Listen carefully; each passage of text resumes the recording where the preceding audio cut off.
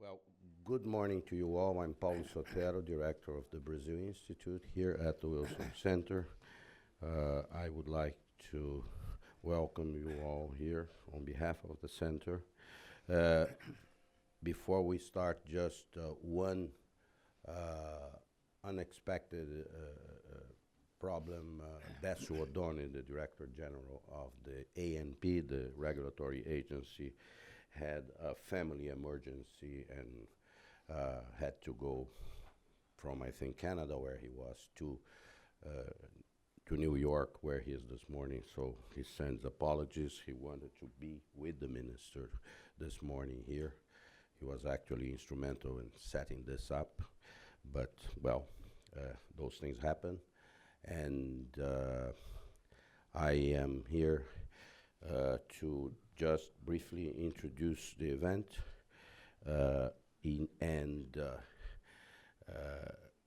on energy in Brazil, now under leadership of Minister Bento Albuquerque and the ANP team.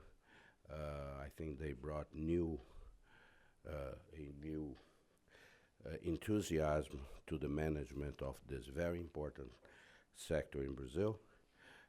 With that, I would like to invite the chairman of our advisory council, Ambassador Anthony Harrington, to introduce our speaker. Thank you.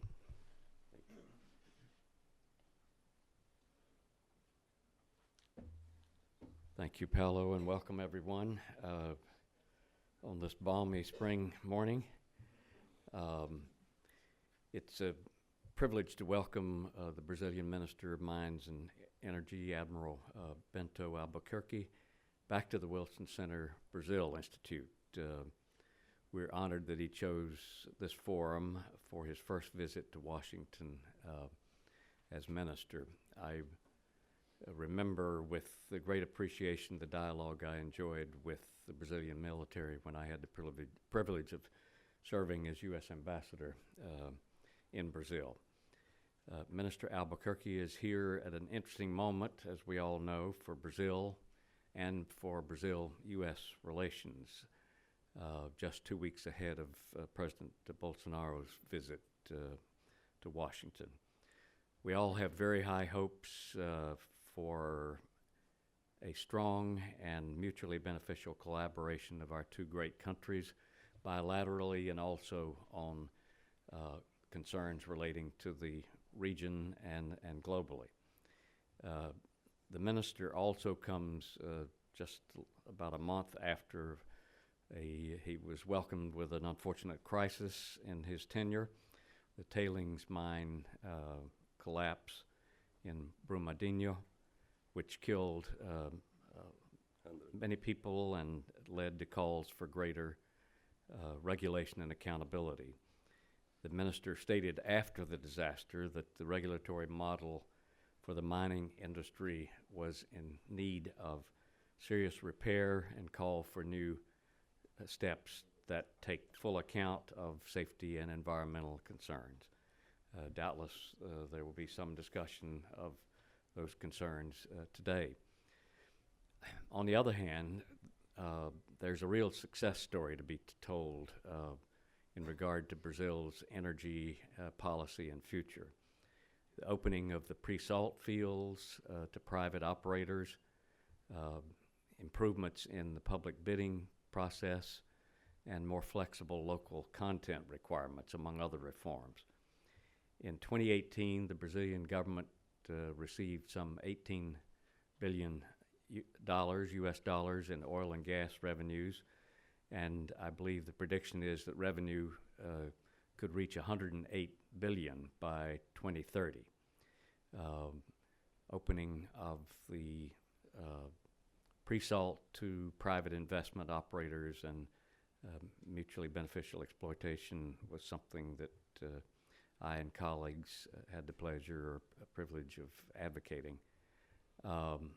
Brazil is also home to enormous renewable energy potential, not only in the longstanding hydropower, but growing biofuels and in wind and solar. Higher levels of investment, both foreign and domestic, will be needed to realize the full benefits of these resources, whether ports and refineries or expanding the electrical grid. It won't be a simple or quick process, and we look forward to hearing more about the minister's thoughts on these and other issues. Minister Albuquerque is no doubt accustomed to challenges before.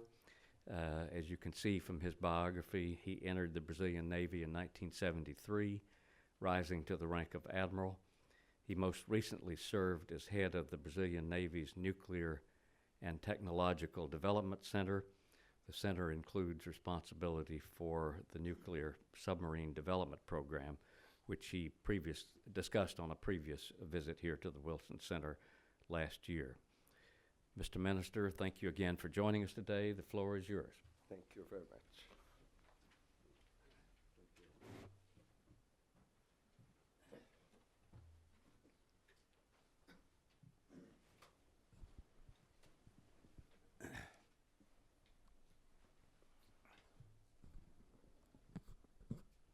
Bom dia, good morning, everybody. I'm very glad and honored to be here again, now not using my Navy uniform. I should tell that I missed the Navy after 46 years in the naval service, but I am very honored and glad as a Minister of Mines and Energy. And I am very glad also to be back here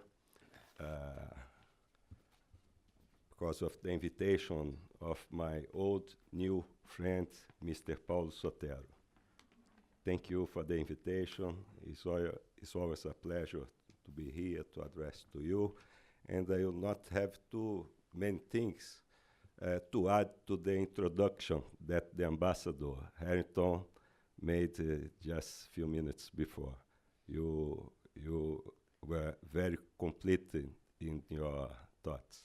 Thank you very much for the kind words, and let's start our presentation. At first, I would like to thank again Mr. Paulo Sotero and the Brazil Institute of Wilson Center for the honor to invite me to make this speech and presentation to such a distinguished group of experts, but also people in general who are interested in learning more about the new directives of the Brazilian government for the energy and mining sector. I consider this as a unique opportunity to present you how we intend to improve the energy and mining sectors for the transformation of Brazilian infrastructure. As you all know, President Bolsonaro inherited a country in a deep ethical, moral, and economic crisis. On top of that, at the beginning of his mandate, we experienced a new painful shock caused by the break of Brumadinho's waste dam, as said by the ambassador, causing hundreds of deaths and shaking the Brazilian and international communities. Immediately after the tragedy took place, the new government adopted all the necessary measures to mitigate the enormous suffering of the victims' families. In addition to social and environmental measures, the Brazilian government is working meticulously on a deep reform of its legislation with a view to make it more severe and effective and prevent tragedies like Marianas and Brumadinho's to ever happen again. This rapid, decisive, and comprehensive response to such a terrible disaster was only possible because of the undeniable legitimacy of the government. That legitimacy, I must say, derives not only from the votes President Bolsonaro cast last October's elections, but also from the criteria he has adopted to form his ministerial team. Instead of the political quid pro quo of previous Brazilian governments, President Bolsonaro chose his cabinet ministers based on their technical skills and their commitment to the public good. Reason why I was picked to lead the Ministry of Mines and Energy. Besides, as well as my cabinet colleagues, I have been granted total autonomy to choose my staff at the ministry, as well as the leaders of all related entities.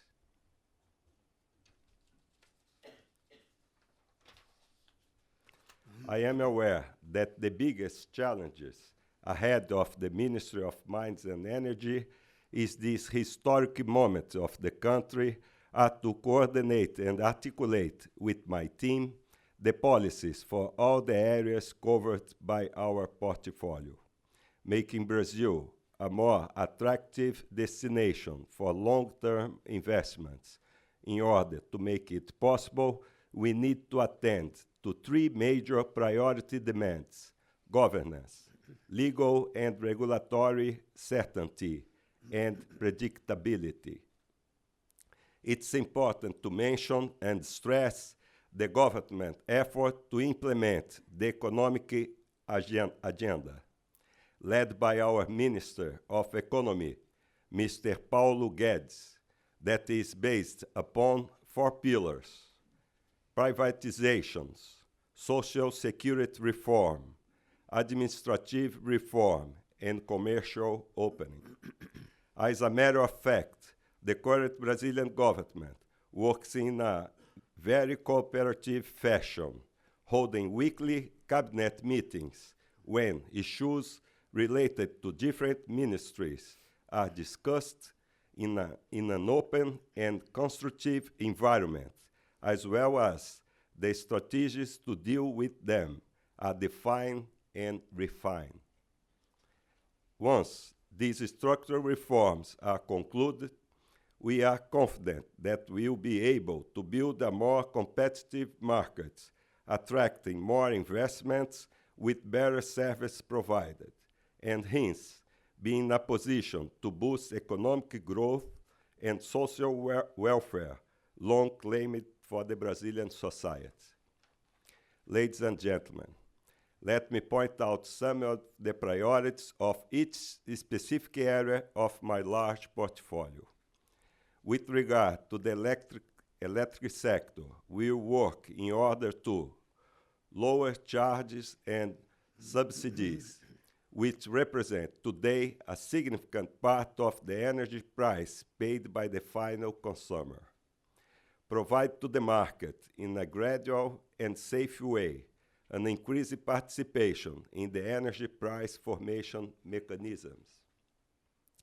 Identify the real costs and benefits of the several sources of power generation, considering the specific roles that they perform in the national interconnected system and its externalities. Guarantee increasing supply security to the electric power system at the lowest cost possible, without compromising the 3 pillars of its sustainability: environmental, social, and economic dimensions, and adopt a pricing policy according to these principles. Still, in the electric power sector, always take into account the public interest. We will go through with the Eletrobras capitalization process, which is one of the 3 main items on the economic agenda of the government, together with the new pension system and the transfer of rights bid that we'll talk later on in this presentation. We are also preparing the guidelines that the government should consider in the negotiation of the new Annex C of the Itaipu Treaty with Paraguay. The basic principles we should follow in this negotiation are the predictability in the amount of energy contracted and in prices. As we create a more favorable environment for new investments, we will prepare the Brazilian infrastructure to absorb new technology so long needed.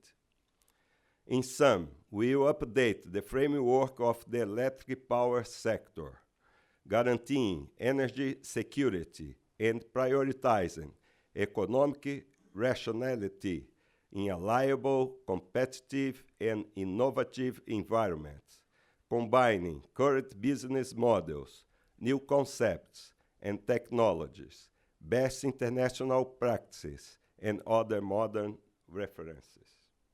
In the mining and mineral transformation sector, first, we intend to build up the new institutional framework, strengthening, in particular, the structure of the new regulatory agency, the National Mining Agency, with the adoption of good practices and management resources indispensable for the long stage of mining projects. Invest in geological knowledge and promote auctions of more than 20,000 available areas, as well as mineral titles. The mineral sector was responsible for roughly 21% of Brazilian exports in 2018. I am confident that with an up-to-date legal framework and the right policies, we will be able to surpass these figures.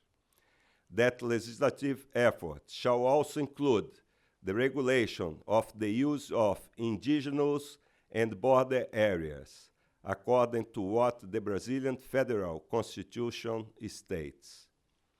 This conviction of mine about the potential of the mine sector was only reinforced during my recent participation at the annual convention of the Prospectors and Developers Association of Canada, PDAC 2019, held in Toronto from 3 till 6 March. For the first time in history, Brazil was featured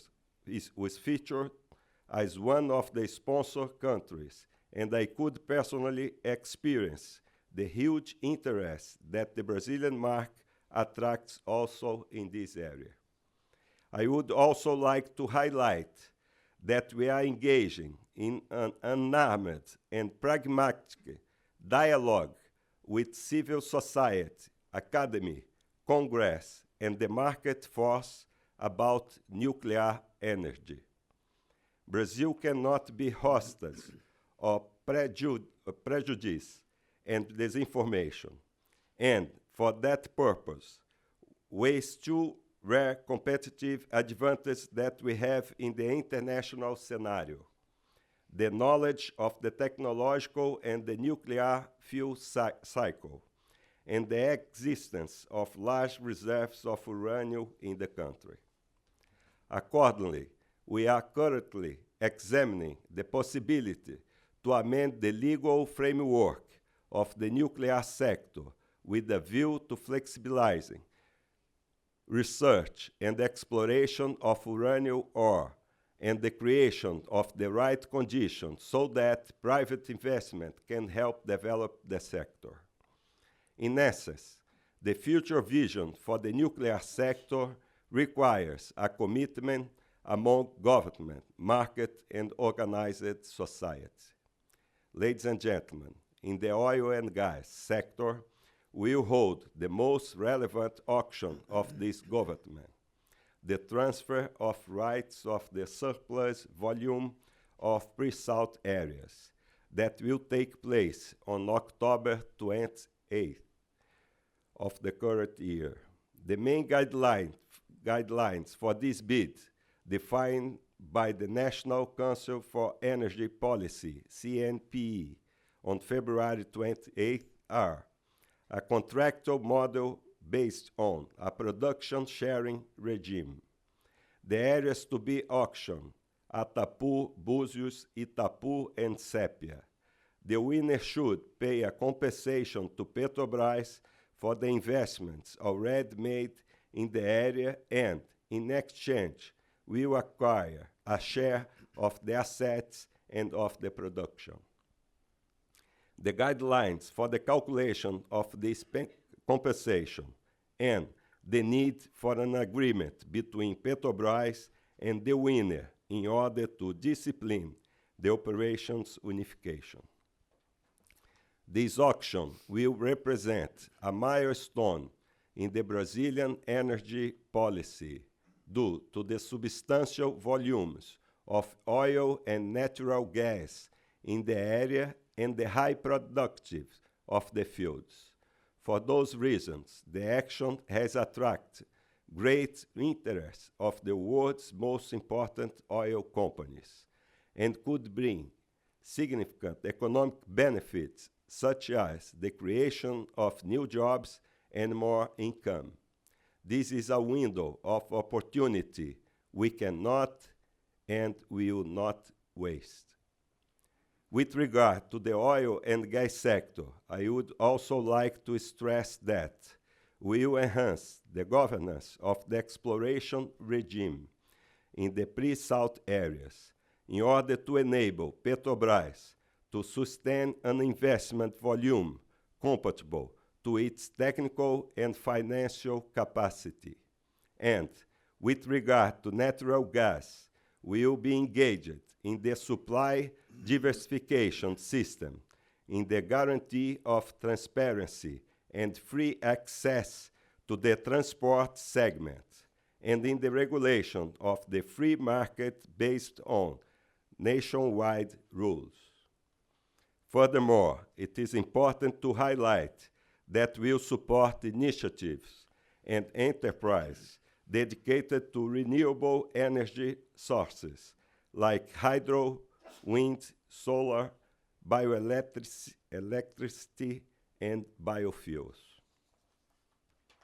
As a matter of fact, it is important to note that those sources, mostly with reduced socio-environmental impacts, represent the largest share of the Brazilian energy matrix and have been consolidated as sustainable alternatives for more and more integrated to the system. In this context, the conscious exploration of natural, mineral, and energy resources, contribution to the people's quality of life, and to the sustainable development should be stressed based on an honest diagnosis which recognize the unequivocal importance of these activities for the country. In order for all these commitments to become reality, we have established a Republican and transparent dialogue with all segments of the Brazilian society, including Congress, the scientific and academic community, international organizations, public and private entrepreneurs, among others. This dialogue has been providing us with valuable points of view offered by each interlocutor that will help us to build a true national pact. We do not fear diversity. We actually embrace it and make the best of it. We are all working hard and with determination for the necessary and the structural reforms to be held.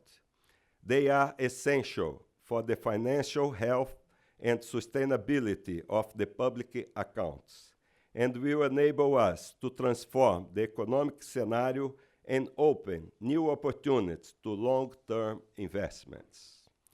These reforms will allow us to create a virtuous cycle of the economy, which will generate the trust necessary for us to open our market for foreign trade, encourage competition, productivity, and effectiveness. All the productive sector will benefit from a business environment with less regulation and bureaucracy. We will be prepared to listen and evaluate with serenity and transparency, always dedicated to public interest, the multiple demands of the different sectors. We will concentrate our efforts in order to make more and better. Rest assured, ladies and gentlemen, we are not naive. We know the challenge ahead, and we know that the challenges ahead are enormous. However, we are also sure that we have the will, the means, and the courage to overcome those obstacles. The Brazilian government is committed, body and soul, to perform the necessary reforms that will enhance our capabilities and make it possible for the country to start a new and sustainable development chapter of its history. Thank you for your patience.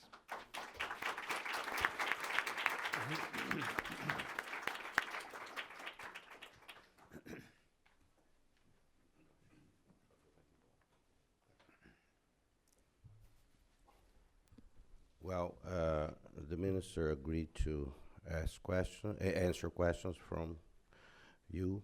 So, who's first? Questions, please. Go ahead. Mr. Minister, thank you for your kind presentation. I wondered. Here's a mic. Wait for the mic, please. And identify yourself. for the My name is Jeff Bobier. I'm a retired scientist. People have, studying the world ecology, the planet's ecology, say the Brazilian rainforest is the lungs of the planet. And I was wondering, what is the attitude of your government in this development process you're talking about, and still preserving the rainforest, which is our planet's lungs?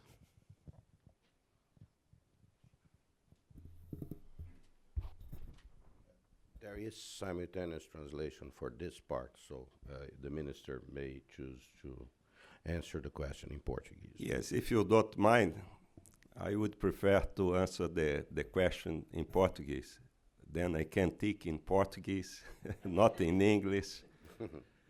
Then it'll be better for you and for me to find the right words to answer your question.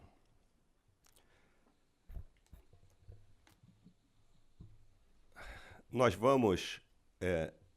Who will translate this? How you understand? We're providing for him a translator. Okay, let's wait a little bit. The interpreter is in place?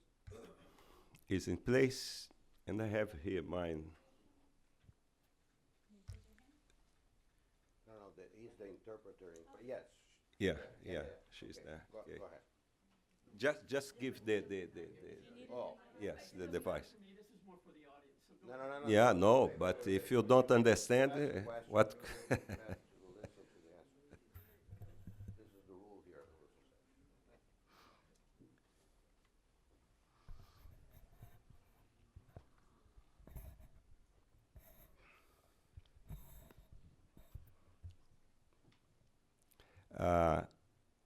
A Amazônia é muito importante para o país, não só no que diz respeito à preservação ambiental, pelos valores que ela representa para todo o planeta, mas também em termos de riqueza.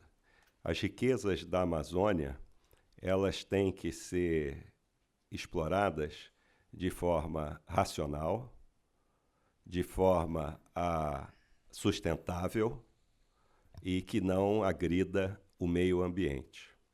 E é desta forma que o governo atual entende que todos os empreendimentos na Amazônia devam ser.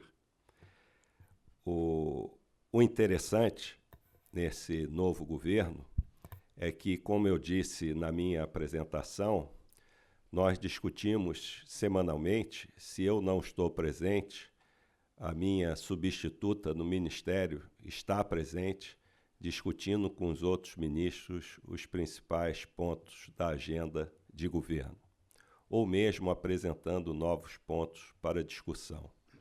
E o meio ambiente é sempre um dos setores do governo, é um dos ministérios do governo que tem maior interação com o meu setor, com o setor de infraestrutura, com a agricultura, com o desenvolvimento regional. E nós estamos criando uma maneira de termos protocolos que possam atender de forma mais rápida às necessidades de resposta, como aconteceu, por exemplo, quando do acidente, do desastre da barragem de rejeitos em Brumadinho. No mesmo dia,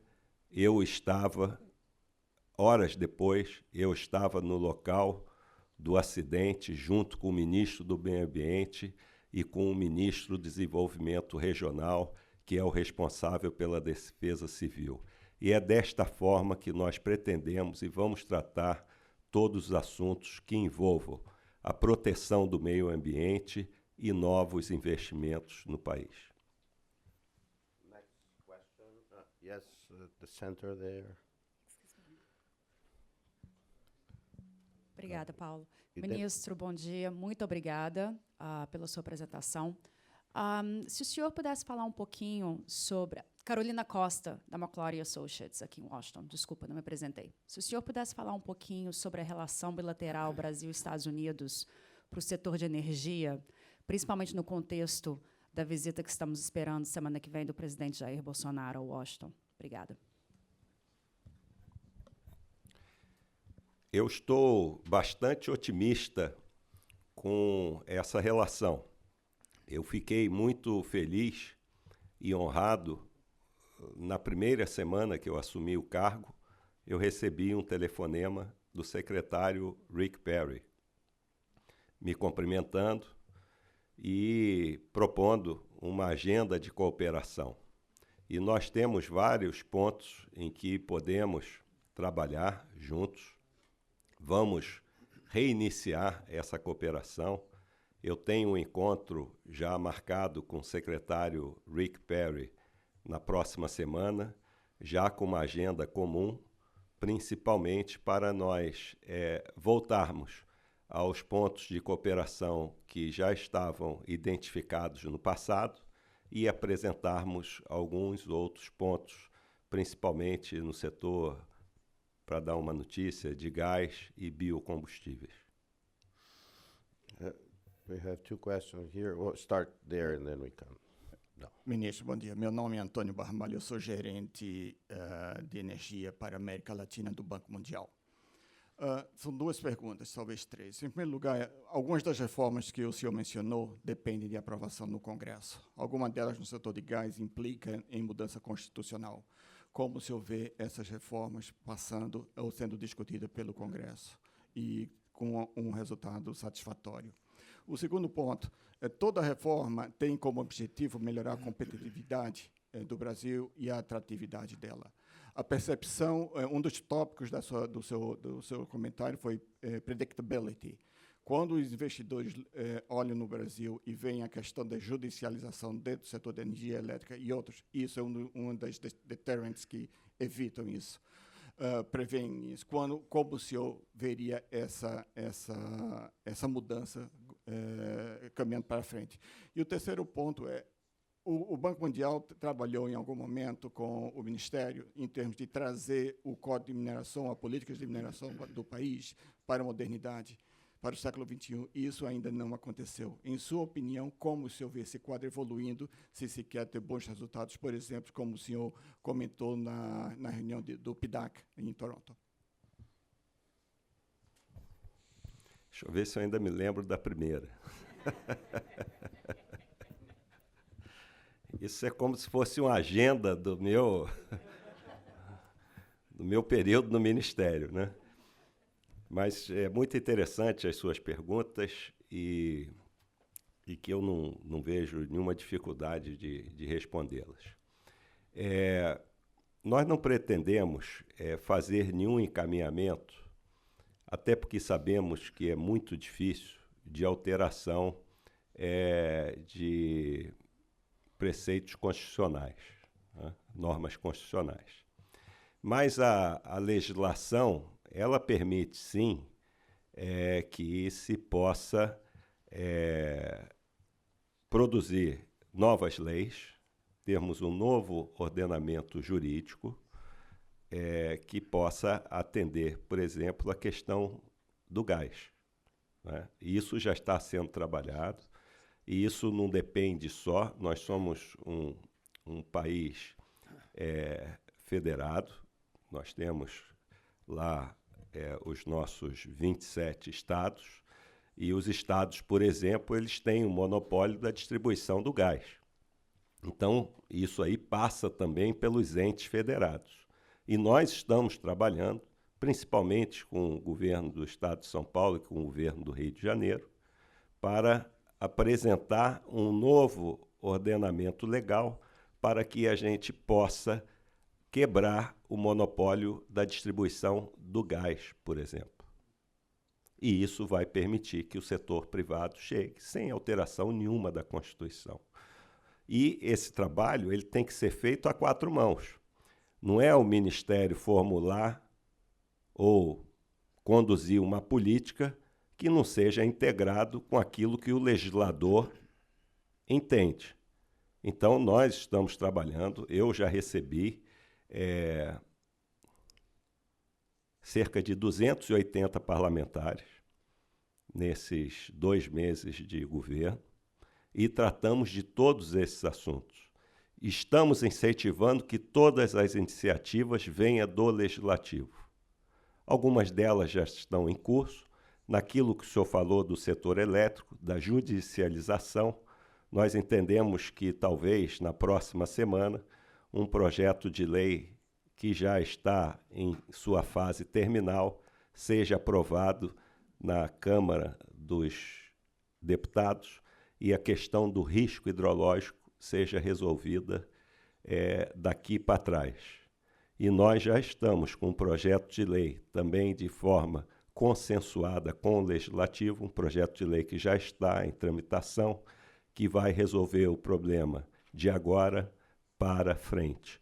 Ou seja, será uma medida estruturante que vai acabar com a judicialização naquilo que ficou convencionado como GSF ou risco hidrológico, né? E isso vai dar muita garantia para o investimento privado. É bom que se diga também que no Brasil eu não tenho conhecimento de quebra de contrato. E isso, de certa forma, é uma credibilidade que o país tem perante o investidor, não só interno, como também o externo. A questão da mineração, eu acho que foi a sua última pergunta, né? A minha observação, ao chegar no Ministério, como eu disse, o presidente ele não queria ninguém que tivesse vínculo político partidário para estar à frente do Ministério. Eu acho que as razões todos sabem, né? Os escândalos todos no Brasil nos últimos 10, 12 anos foram todos iniciados no Ministério de Minas e Energia ou seus órgãos vinculados. Então, por esta razão, o presidente não queria que tivesse ninguém vinculado a um partido político ou tivesse mesmo um mandato político. E também não queria que o Ministério fosse, vamos dizer assim, mobiliado com pessoas com as mesmas características. E assim tem sido feito. Eu tenho liberdade total para escolher os meus auxiliares e assim tenho feito. Escolher os meus secretários, escolher os presidentes das empresas e dos órgãos vinculados e vou com calma escolhendo as pessoas, até porque muito delas eu não conhecia. Então vamos chegar à mineração. Eu cheguei à mineração, conheci o setor de mineração e vi que era o setor que merecia maior atenção por parte do Ministério. Apesar de que talvez seja o único segmento econômico do país que é praticamente totalmente privatizado. A única coisa que se faz de mineração fora do setor privado no país é a mineração de urânio, que por questões constitucionais tem que ser feito pela União. O restante é todo feito pelo setor privado. E, por incrível que pareça, foi a última agência regulatória a ser criada. Foi criada em dezembro do ano passado, dezembro de 2018. E uma das minhas metas, e dita no meu discurso inaugural, foi de que nós procuraríamos dar todo o apoio para que a Agência Nacional de Mineração viesse a ter as condições para exercer as suas atribuições de fiscalização e controle. E aí aconteceu logo a seguir aquele triste desastre de Brumadinho. O bom disso tudo é que nós temos excelentes profissionais, tanto que fazem parte do Serviço Geológico Brasileiro, do Brasil, como também da própria Agência Nacional de Mineração, que vem do antigo DNPM. Mas, evidentemente, que eles não têm a quantidade de pessoal necessário, nem os recursos financeiros para conduzir suas atividades. Isso já está sendo corrigido, não está sendo por falta de pessoal, nem por falta de recursos financeiros, que nós estamos conduzindo esse esforço para prevenir, e como estamos prevenindo, novos acidentes como o ocorrido em Brumadinho. Então, isso está sendo feito, isso vai ser feito, e por essas razões todas que eu cheguei a um nome para o meu secretário de Geologia, Mineração e Transformação Mineral, de um juiz federal.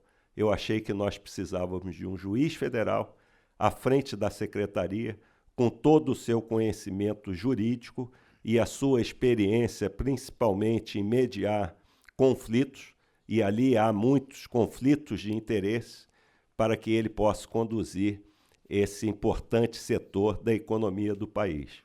E é assim que nós estamos trabalhando para rever o Código da Mineração, para aperfeiçoar a própria regulamentação da Agência Nacional de Mineração. Não sei se consegui responder, mas pelo menos eu falei aquilo que eu queria falar. Minister, we are going to thank Ambassador Harrington for his participation. He has another commitment. Thank you very much. I really But appreciate it. nós continuaremos. Thank you. Hope to see you soon. So, I think there is a question, where? Here. Please identify yourself and shoot. Ministro, meu nome é Paloma Peterson e eu estou representando o Nodal Exchange com Michelle Guillory e Christian Schneider. E a nossa pergunta é qual o prazo para essas novas ações, para a privatização e atração de investimento do exterior?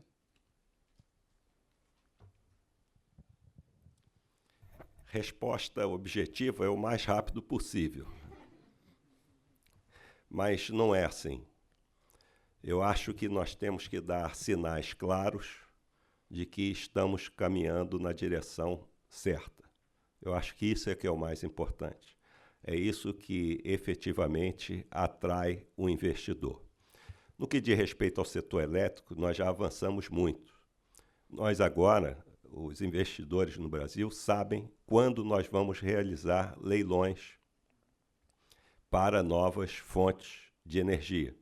Por exemplo, anualmente, nós vamos realizar um leilão em junho para investimentos que têm que ficar prontos nos próximos 4 anos e em setembro para os próximos 6 anos, de acordo com o nosso plano de desenvolvimento energético, que vai ser publicado anualmente.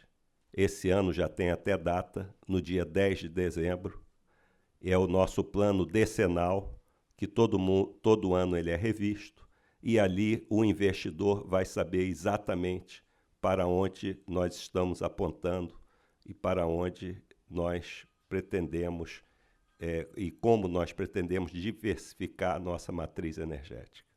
Então, isso é um sinal claro, são ações que nós vamos cumprir e que vai dar, a meu ver, uma previsibilidade muito grande para quem quer investir no setor elétrico. Nós estamos trabalhando, como eu disse, na capitalização da Eletrobras. A Eletrobras ela é responsável por 30% da geração de energia elétrica no país e 50% pela transmissão. Ou seja, é uma empresa que tem uma importância muito grande, tem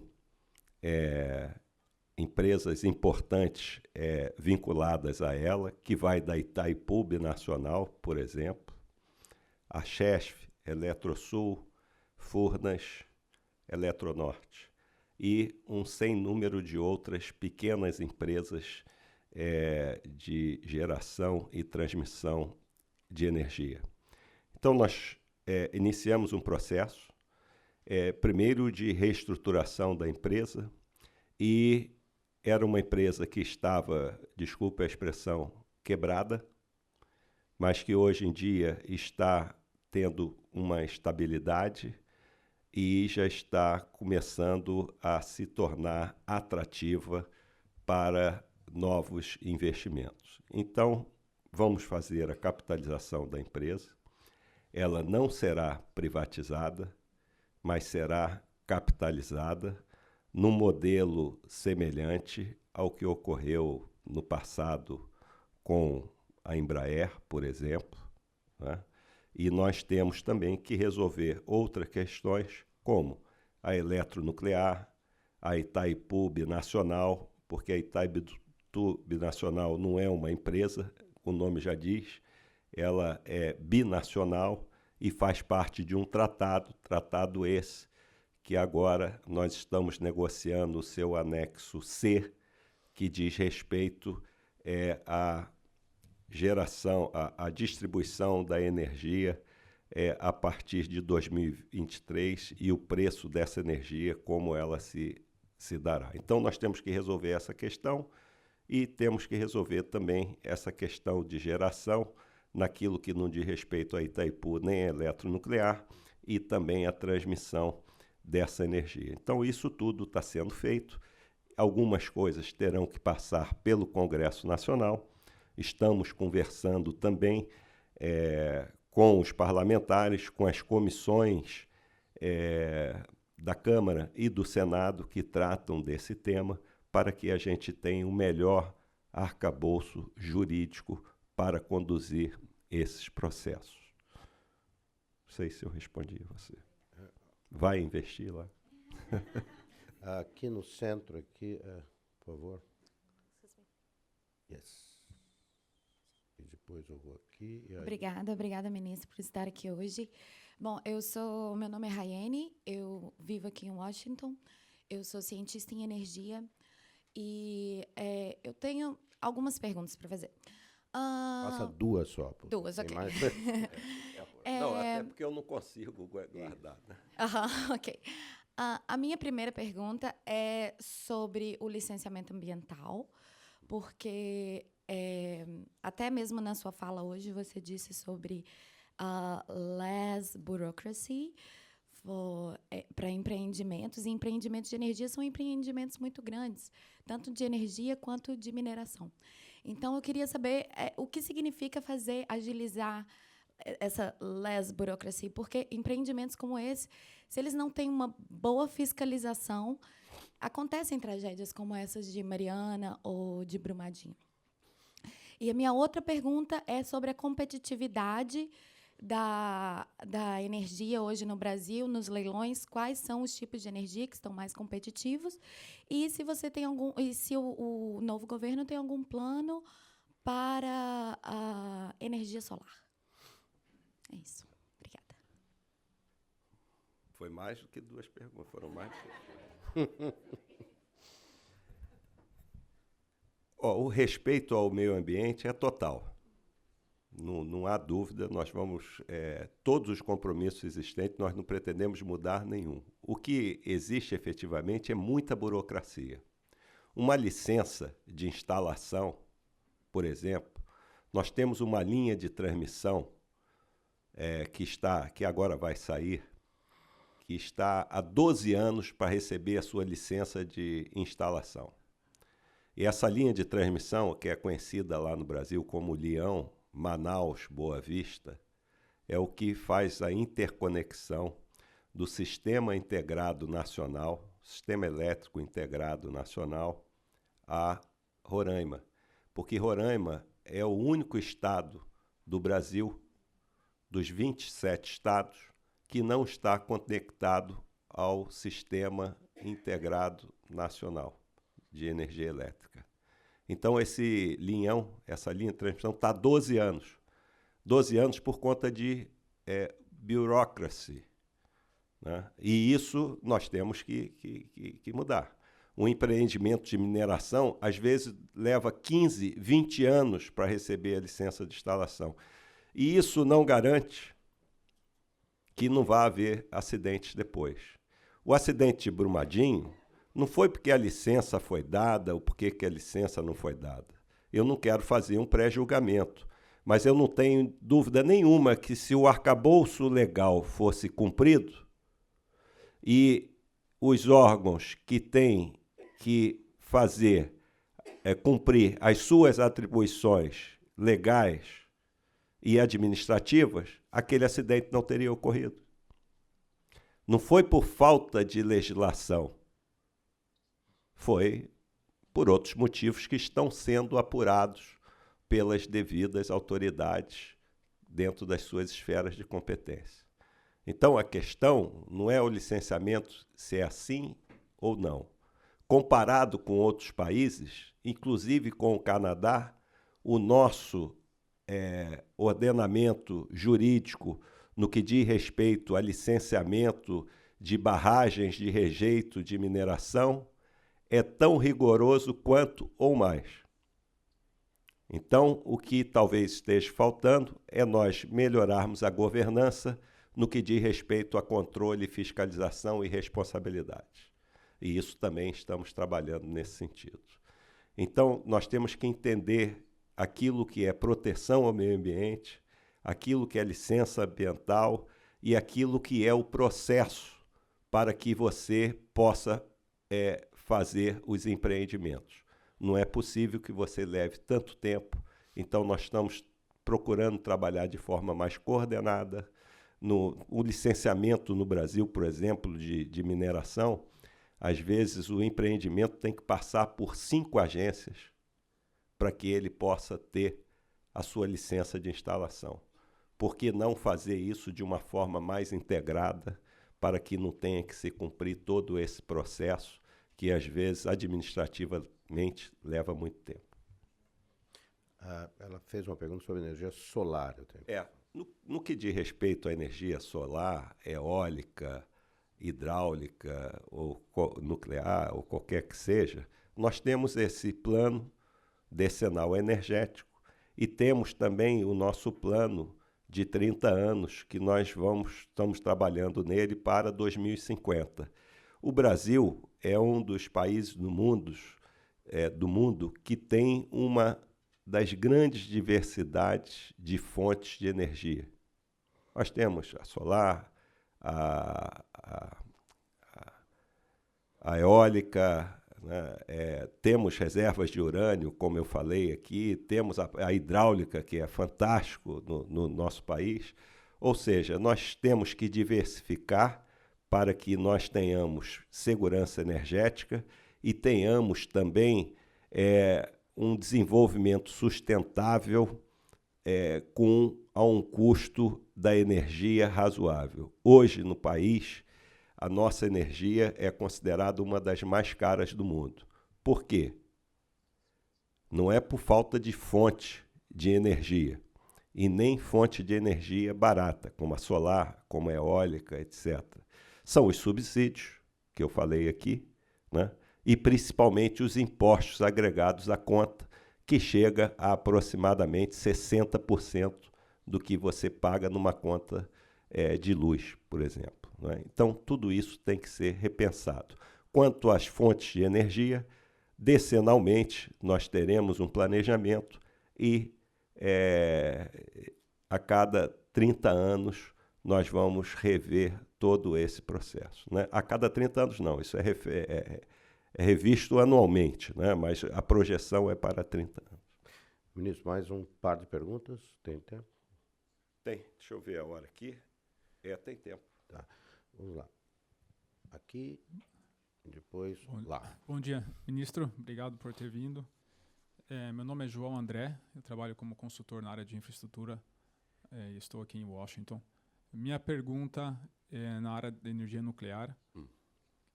Alguns países estão diminuindo e querem tirar 100% da sua diversificação da sua energia nuclear, como, por exemplo, a Alemanha, em 10, 12 anos. O senhor poderia explicar um pouco mais por que o senhor quer investir nessa área e qual a porcentagem que o senhor vê da produção de energia no Brasil que a energia nuclear vai representar em alguns anos? E se o senhor também acredita na energia por hidrogênio, que é the fuel cells, e se o governo deveria investir nessa área? Eu vou começar pelo final. Já está havendo pesquisa nesse segmento, né? E eu acredito efetivamente nessa fonte de energia. Agora, voltando ao início da sua pergunta, eu acho que você tem que perguntar para a Alemanha por que ela está revendo a atitude dela e está pensando em voltar a investir em energia nuclear, né? Isso é um fato também, né? Isso é originário, inclusive, do próprio Partido Verde alemão, porque chegou à conclusão que a energia nuclear ela é uma das energias mais limpas do mundo, e hoje em dia a Alemanha ela vem passando por dificuldades porque ela investiu muito em energias renováveis, como o caso a solar e a eólica, e isso de certa forma compromete, às vezes, o que vem comprometendo a segurança energética, né? Porque, dependendo das condições climáticas, você não tem a segurança. E a energia nuclear, ela é muito boa nesse sentido. O Brasil, hoje em dia, ele, na sua matriz energética, apenas 1,2% é nuclear, o que é muito pouco, no meu entendimento, para um país que tem grandes reservas de combustível e, como eu falei nas minhas palavras, domina a tecnologia nuclear e do combustível e do ciclo do combustível nuclear. Então, nós podemos ter essa energia que, a meu ver, é limpa, segura e dá também segurança energética dentro de um sistema integrado de um país continental como é o Brasil. E isso aí não é quanto eu acho que deva ter ou quanto eu acha que não deva ter. Isso aí é um estudo que é feito. Temos uma empresa essa que evidentemente não é só a empresa que faz o estudo, isso faz parte de um processo.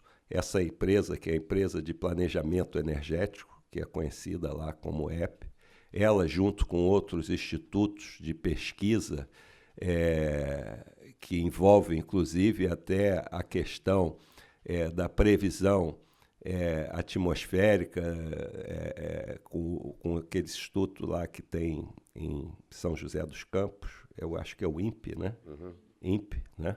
Então, vários institutos fazem parte disso para definir como a matriz energética brasileira vai ser. Não adianta você botar eólica no sul, você tem que botar eólica no nordeste, da mesma forma solar. Mas isso não é porque alguém acha, é porque as condições ambientais apontam para isso. Como a energia nuclear, ela é importante, por exemplo, no setor sul-sudeste do país, que é onde você precisa uma maior geração a um custo mais baixo de transmissão. É o que acontece com Angra. Só para você ter ideia também, o custo da geração de energia nuclear de Angra 1 e Angra 2, pela performance que tem, que chega a 96%, 97%, e a hidráulica, né, com risco hidrológico, hoje, está em torno de 55% a 60%, e a nuclear é 95%. Então, o custo da nuclear, que é um custo mais alto, evidentemente, de instalação e de manutenção, mas o custo dela, se comparado com a outra que tem uma segurança de carga de 60%, as coisas acabam se equivalendo e acaba sendo importante você ter essa diversidade de fontes. Então, é dentro desse sentido que nós trabalhamos, dentro do plano até 2030, que hoje está e que nós estamos trabalhando para o até 2050, já estão previstas 8 usinas nucleares e estamos revendo se esse número deve aumentar ou deve reduzir para investimentos nos próximos 30 anos, como eu falei. Não sei se eu atendi aí. Muito obrigado. Tem mais uma pergunta? Mas tem que consultar a Alemanha, porque talvez eles possam explicar isso, talvez o Japão possa explicar porque que eles estão agora crescendo o investimento dele na energia nuclear, novamente. Muito obrigado, Sr. Ministro. Chris Dolan, sou um advogado privado no setor privado de DLA Piper, e a minha pergunta é, em termos de concretos, para atrair investimentos estrangeiros, especialmente no setor de energia, se o Governo está a pensar, se o Governo tem alguma mensagem para investidores estrangeiros, americanos particularmente, que estariam interessados em investir no setor energético, e se haverá algumas mudanças em termos da dolarização, de fazer com que as concessões elétricas sejam mais parecidas a outros países na América Latina, onde há um link entre o real e o dólar, ou algum movimento nessa direção. Muito obrigado. A minha mensagem é lógico que é positiva, né? Eu acredito que os investimentos no Brasil virão, mas não adianta falar. Eu acho que é importante fazer. E os investidores terem a percepção do que aquilo que está sendo feito efetivamente dá a ele tranquilidade para que ele possa fazer os investimentos no Brasil. No que diz respeito, volto a dizer, ao setor elétrico e também ao setor de petróleo, gás e biocombustíveis, nós já temos uma previsibilidade muito grande para o investidor. E quem tem investido no país, as maiores empresas de energia do mundo têm investido no país e nos últimos 10 anos, e cada vez mais eu tenho encontrado com os CEOs dessas empresas todas no Brasil, recebi lá todas, chineses, italianos, franceses, espanhóis, e todos eles, portugueses também, todos eles estão satisfeitos, estão aumentando os seus investimentos e esperando ansiosamente pelos próximos leilões de energia que nós vamos realizar, né? E também na área de petróleo e gás, tudo com muita previsibilidade. Agora, temos que melhorar, sim, a nossa governança, temos que melhorar, sim, a nossa parte regulatória para que os empreendimentos eles possam dar mais retorno à sociedade brasileira e, principalmente, a quem está investindo no Brasil, né? Então, essa é a mensagem que eu deixo e eu espero que essa mensagem ela se concretize e as pessoas possam não só escutar, mas como ter a real percepção de que isso está ocorrendo. Ok, ministro, o tempo está... The last but not... Oh, you wanted to go again? Okay. A question, please. The first and the last. I thank you very much. It is the first and the last question from me. Thank you. My privilege. You have, I read a State Department volume on the history, economics, and politics of Brazil. It's a 1,000-page document. I think it was published about 15 years ago. I found it to be extremely excellent intellectual resource. That's when I discovered that 10 of the largest 20 rivers in the world are in Brazil. So I wondered if you could answer a couple questions about that.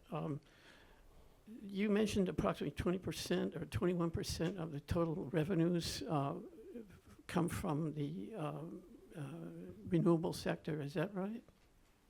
Sorry. At the beginning of your presentation, you mentioned that a certain percentage of revenue. It's about half. About half. And so within that, though, I'm being corrected. Right now it's 55%. 55%. Well, that's marvelous. But of that 55%, what proportion would those 10 huge, marvelous rivers be providing? And supplementary question, do you have the intellectual resources in terms of hydrologic expertise in your country now, or will you have to employ other experts from outside? Brazil is one of the centers of knowledge in hydroelectric power. I think we learn a lot. Most important, yeah. We learn a lot actually from the Portuguese that are also excellent in that area. But Ministro.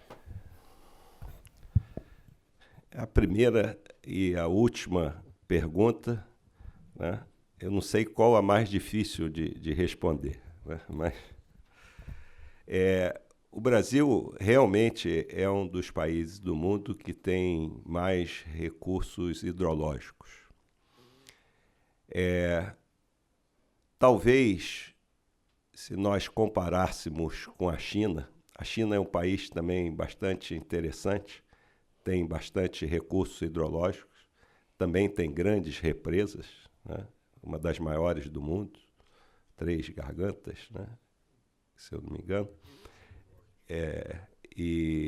Mas no Brasil, como na China, esses recursos hidrológicos estão longe dos centros industriais que necessitam maior energia.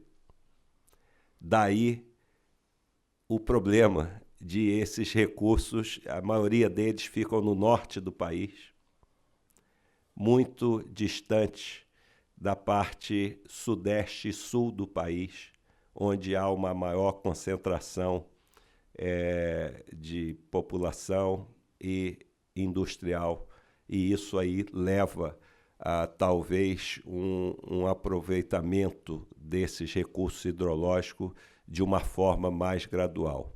Mas os investimentos continuam havendo, sim, e terá ainda um papel muito importante, pelo menos no que eu visualizo pelos próximos 5 anos, na matriz energética brasileira.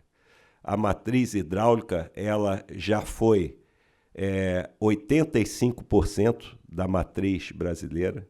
Hoje, se não me falha a memória, ela está em torno de 62% e deve permanecer acima dos 50% pelos próximos 50 anos.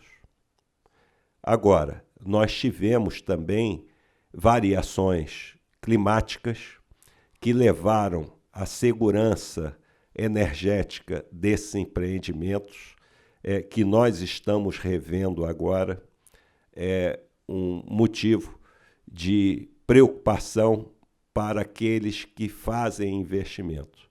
Nós temos que fazer o que é chamado de descotização, que é o que as empresas hoje hidroelétricas têm no Brasil.